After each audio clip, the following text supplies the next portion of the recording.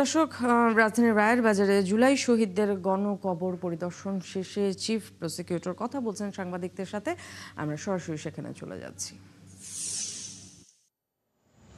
পরিদর্শনে যাব এবং প্রত্যেকটি গণকবরে আমাদের যে ডিএনএর মাধ্যমে আমাদের সেই শহীদদের লাশ শনাক্তকরণের জন্য আমাদের ইনভেস্টিগেশনের পক্ষ থেকে আমরা সেইভাবে কাজ করেছি। অনেক ডিএনএ টেস্টের মাধ্যমে আমরা কিছু কিছু রিপোর্ট আমরা পেয়েছি। আরও আমাদের তদন্ত অব্যাহত আছে এবং যেভাবে তাদেরকে শনাক্ত করা সম্ভব হয় সেভাবে আমরা কাজ করে যাচ্ছি। আপনারা জানেন যে এই 4-5টি গণকবরের বাইরেও তখনকার সময় আপনাদের মনে থাকবে যে তখন অনেক হাসপাতালে অনেক ডেড বডি থাকতো, যারা জুলাই যোদ্ধা শহীদ তাদের এই ডেড বডিগুলো তখনকার হাসপাতালগুলো অনেকগুলো হাসপাতাল, সেগুলো আমরা চিহ্নিত করার চেষ্টা করছি।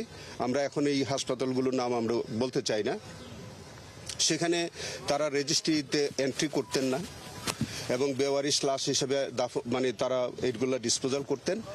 কখনো কখনো ওই পরিবারের সদস্যরা তারা এন্ট্রি ছাড়াই তারা দাফন করতেন। সেখানে সুরাতহাল করতে দেওয়া হতো না, পোস্টমর্টম করতে দেওয়া হতো না, বা ইভেন দেন হাসপাতালগুলো রেজিস্টারে তারা এন্ট্রি পর্যন্ত করতেন না। এবং আপনাদের অবগতির জন্য বলি যে আমাদের ঢাকারই একটি নিকটস্থ নদীতে একটি হাসপাতাল থেকে অনেক ডেড বডি পানিতে ভাসিয়ে দেওয়া হয়েছে। সেই তথ্য আমরা ইনভেস্টিগেশনে পেয়েছি। আমরা সেই হাসপাতালের তখনকার কর্তৃপক্ষ সহ যারা এই অপরাধের সাথে যারা জড়িত ছিল আমরা তাদেরকেও শনাক্তের চেষ্টা করছি। এবং দর্শক, রাজধানীর রায়ের বাজারে জুলাই শহীদদের গণকবর পরিদর্শন শেষে এতক্ষণ কথা বলছিলেন সাংবাদিকদের সাথে চিফ প্রসিকিউটর।